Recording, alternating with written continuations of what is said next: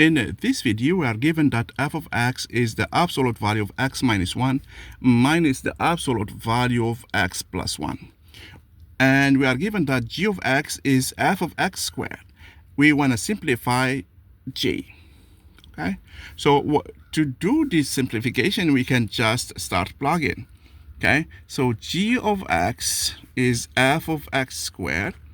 This means that we have, when we plug x squared instead of x, we're going to have the absolute value of x squared minus 1 minus x squared plus 1 in absolute value.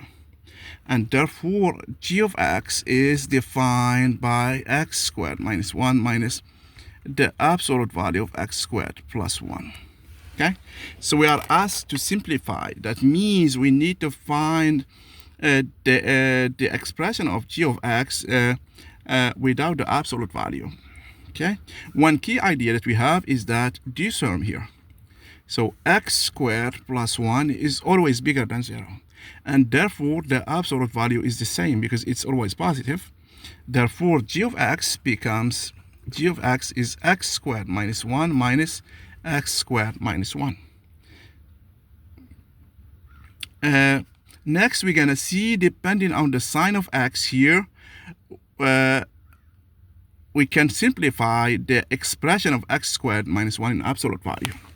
One way of doing that is that we can graph x squared, but here we shifted 1 unit. Okay, so this is the graph of x squared minus 1. See that it hits the x-axis in minus 1 and 1. Okay, so the absolute value of x squared minus 1 is this part when x is bigger than 1, and this part when x is less than minus 1, plus this part here. So this one is shifted. Okay, shifted about the x-axis when x is between minus 1 and 1. Okay, so therefore, the absolute value of x squared minus 1 is x squared minus 1 when x is between minus infinity, minus 1, union 1 plus infinity, and it is 1 minus x squared if x is between minus 1 and 1. Okay, therefore, using this one here, we can see that g of x is, so when x is between, let's do this one first, minus 1 and 1, so we have this part here is 1 minus x squared minus x squared minus 1. This gives us minus 2x squared. And x is between minus 1 and 1. The other one is x squared minus 1 minus x squared minus 1, which is minus 2, but x is between, is in this interval, minus infinity, minus 1, union 1 plus infinity.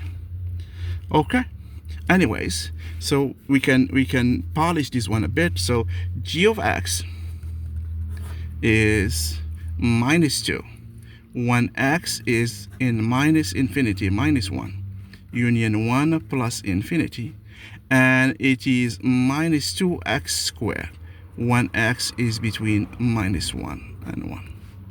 So this is the simplification of g of x. Okay? So it's constant. Okay? So it's constant when we have when we are in the interval minus infinity, minus 1, union 1 plus infinity. And it is minus 2x squared when x is between minus 1 and 1. Okay? And another way to check this one is we can graph it. Okay? So we can graph this one in the calculator and see if that's right. We can graph this function here, okay, and see if we get this one here. Okay, so remember that g of x is defined by the absolute value. G of x is defined by the absolute value of x squared minus 1 minus the absolute value of x squared plus 1.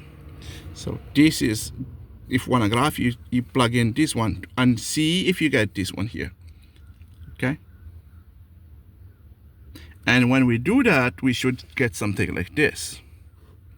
Okay, so between 1 and minus 1 outside.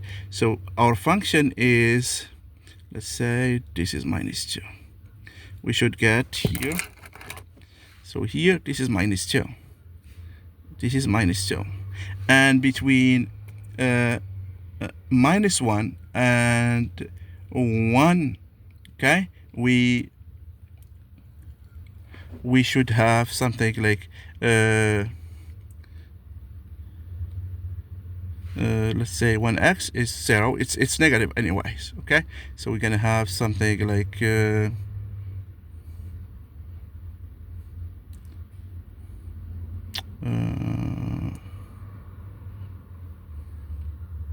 I just want to graph it to make it look nice, because here when x is minus 1, okay, I'm gonna get minus 2. Okay, so this is minus 1, gonna get minus 2. Okay, want to make it continuous. Okay, so this is minus 2x squared, and this is minus 2, and this is minus 2. So this is my interval, minus infinity, minus 1, and this is my interval, 1 plus infinity, and this is minus 1, 1. And I think everything is clear. You should get something like this when you do it in the calculator. Okay, thank you very much.